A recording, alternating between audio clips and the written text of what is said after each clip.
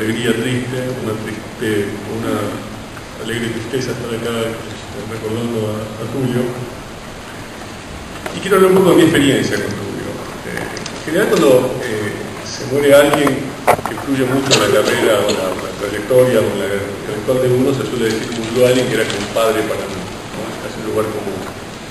Bueno, Tulio Perinoni no fue un padre para mí. Y creo que no lo fue para ninguno de los primeros alumnos. Y no lo fue porque él jamás intentó serlo. Yo recuerdo el primer encuentro, eso lo dejo claro desde el primer momento. Recuerdo el primer encuentro que tuve con él en el Dr. Toni, si mal no recuerdo, por gestión de Hilda, que en ese momento era profesora mía. Yo era uno de los dos mejores alumnos del curso, porque éramos dos. También era alumno de Ezequiel en ese mismo año. Y recuerdo que yo, entre intimidado y absolutamente admirado, iba a ver una especie de tótem.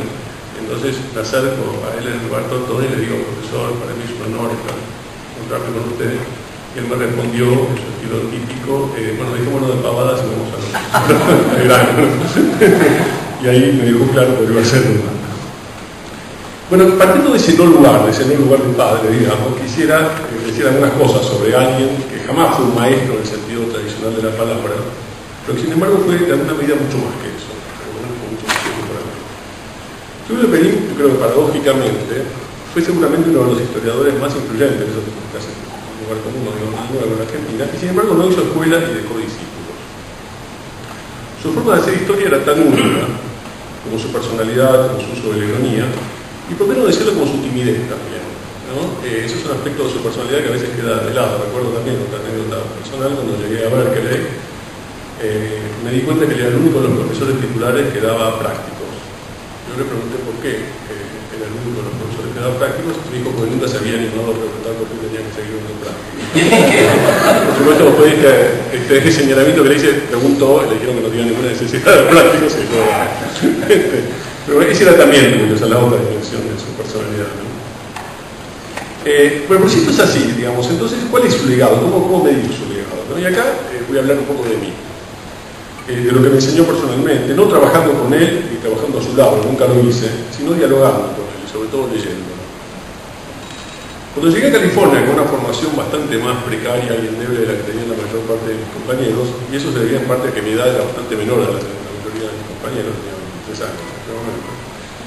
Me puse a pensar por primera vez, seriamente, además me tuvo el tiempo de hacerlo, en esta cuestión del métier del historiador, ¿no? que supone que uno debería hacer.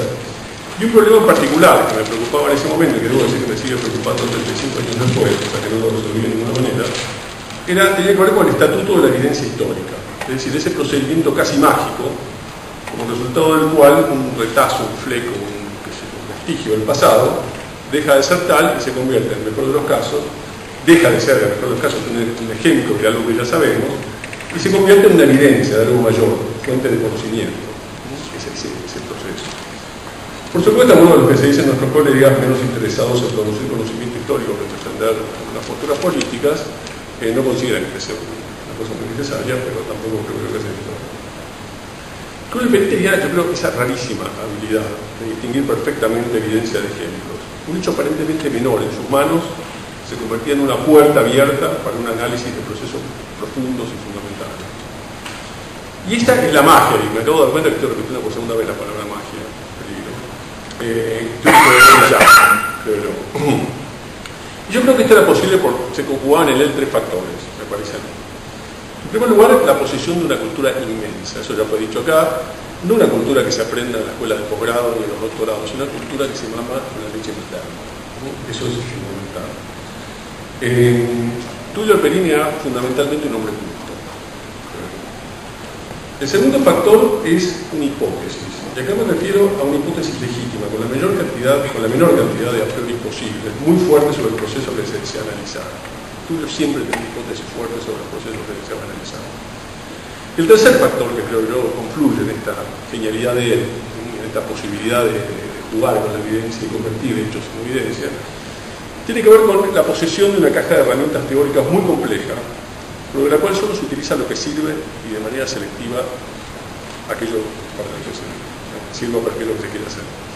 Si algo me enseñó Tulio Perín, tal vez sin quererlo, fue que la teoría fundamental, pero no como un molde para forzar hechos dentro de ella, sino como la legítima caja de herramientas. Quiero decir, cuando uno construye una mesa no usa lo mismo que cuando uno construye una cómoda, pero en general al usuario le importa un reverendo comino la marca de la sierra que uno utiliza para cortar la madera, para construir las mesas, para construir la cómoda. En todo caso, la teoría no sustituye el archivo. En realidad aprendí con Tulio que hay que leer todo lo que se puede, asimilarlo bien y después intentar olvidarlo todo. Y lo que queda, lo residual, eso suele ser lo que sigue. Obviamente estas son mis interpretaciones, lo que yo saqué de mi Tulio, que yo me construí. Porque cada uno tiene el suyo. Porque a lo largo de los años Tulio también se convirtió